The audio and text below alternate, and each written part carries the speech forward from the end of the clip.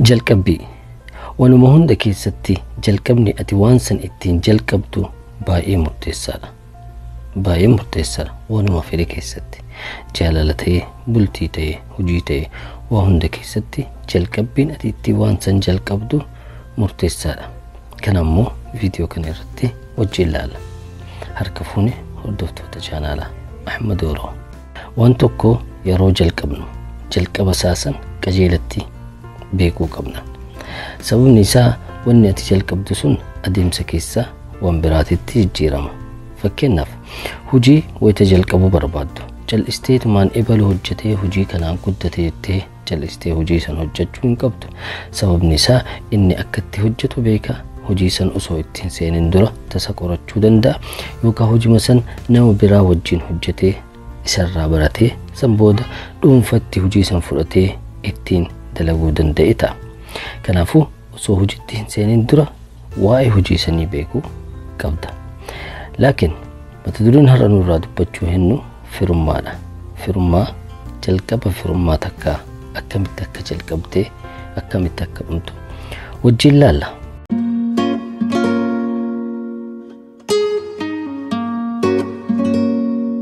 jalqabbiin firummaa fedheeyyuu kufiinsa isaa ta'uu danda'a. Firummaan ati wayita jalqabdu kun kufiinsa firummaa keetii ta'uu danda'a jedhan. Maaliif akkana akka jiran wajjin ilaalla. Keessattuu sababni kufiinsaa akka ta'uu danda'u namoota waadaa eeguu hin dandeenye. Waadaan xixiqqoollee maa hin taane. Shaahii waliin duwina booda ishee jedheefaa yeroo shaahii sanitti argamuu dhabee shaahii si waliin yoo dhuguu dhabee namni gama kaanii jechuun waan itti dhagahamutu jira. Kun jalqabbii irratti. Tayyib firummaan fedhe jalqaba isaatu murteessaa kufiinsa isaa jennee jirra. Maaliif akka jenne wajjin ilaalla. Fakkeenyaaf firummaa takka wayita jalqabdu dhiirri tokko wayita intala takkaan wal baratu jalqaba waan barateef qaba. Jalqaba akka argeen waan isirraa isa hawwatetu jira. Fakkeenyaaf funyaan isii ta'uu danda'a, gurra isii ta'uu danda'a, ija isii ta'uu danda'a, waan biraallee ta'uu danda'a. Wayita waan kana ta'u inni nama san keessatti fagaatee beekuu barbaada.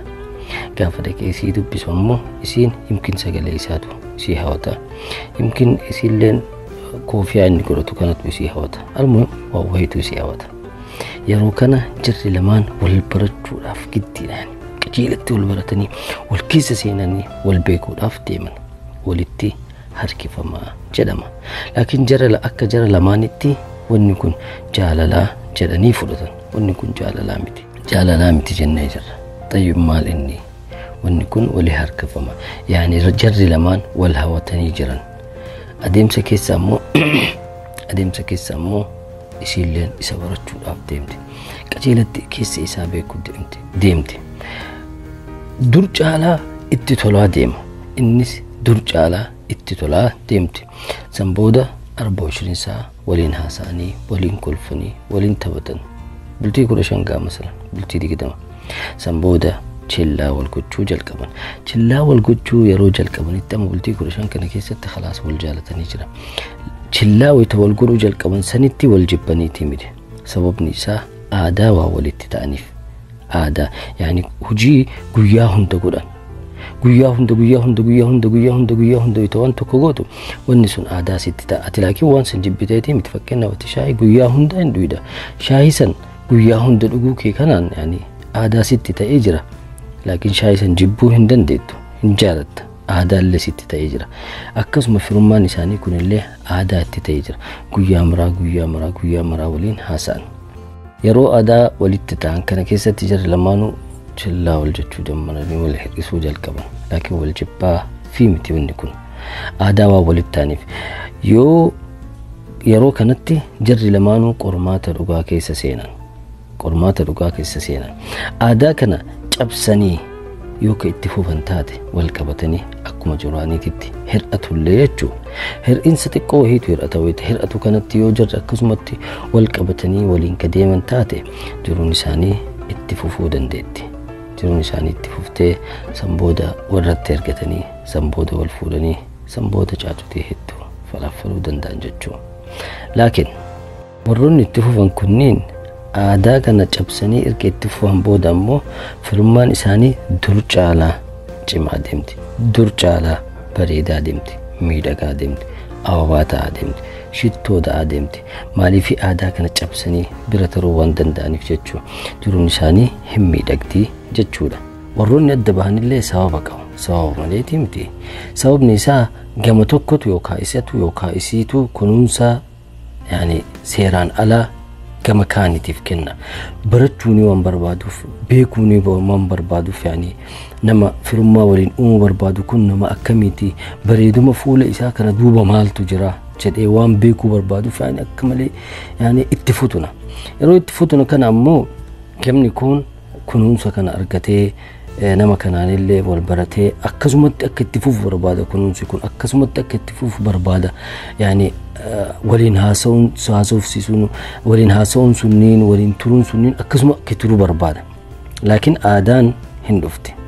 Yeroo wanni sun aadaan jalqabdu yeroo kana gamni sun gamas yookaan gamanni kun yookaan inni yookaan isiin maal siyaaree waan inni jibbame itti fakkaata.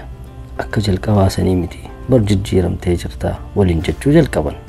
Yeroo waliin jijjiiramtee waliin jechuu qaban kun ka jijjiiramte jedhu sun chilla chillaa jechuu jalqaban. Waan namni kun itti jijjiirame chilla chillaa nama kana lash godha. Yoo sun bilbilillee baay'ee waliin haasa'u adabamu faa jedhee bilbila jalaa kaasuudha. Laakiin mumaa wanni jiru wahiitu hin jiru chillaa wanni godhamin jiru aadaa tanatu dhufe. Almuhim adeemsa keessa kun maal jedharee osoo nyaatamin nyaachuu naa wayya jedhee nama kana hagaftee chillaa godhee nama kanaan addaan baha. Yeroo kana waan mo'ate itti fakkaata. Laakiin boodarra gaabbii ajaa'ibaa keessa seena. Nama hedduu qaalii fi nama hedduu jajjaba, nama hedduu isa jaalatu waan dhabeef jechuu adeemsa keessa waan kana hin beeka. Namoonni kuwwan ammoo ka aadaa kana bira dabran ammoo jiruun isaanii yeroo aadaa bira gahan murtiin ati murteessitu baay'ee barbaachisaa. Jiruu kee ka fuulduraa saniif murteessa. Aadaa kana bira yoo katartu ta'e maal taate jiruun ta'e jiruu jannataa, jiruu qananii, jiruu walii fahamanii walii beekuu keessa seenan. Yoo ammoo aadaa kana tarkaanfattee bira taruu ka dadhabdu ta'e ammoo gaabbii ajaa'ibaa keessa seenta gara fuulduraatti yeroo gabaabaa booda jechuudha. Deemtee nama kana deebisuu yoo barbaadde ammoo deebisuullee hin dandeettu. Baay'ee ulfaata. Sababni isaa jalqaba santu bade, jalqaba santu fokkate waan ta'eef jechuudha. Namootuma gariitu ka akkasiitu jira. Ka abaaboo tanarraa akka kenniisa abaaboota akka irratti ta'an tanarraa sanitti tanarraa sanitti booda waan hin taane irra bu'anii jechuudha. Kanaafuu sadarkaa aadaa san biroo itti geettan firummaa san gadhiisuu osoo hin ta'in hagaaftee qabachuudha.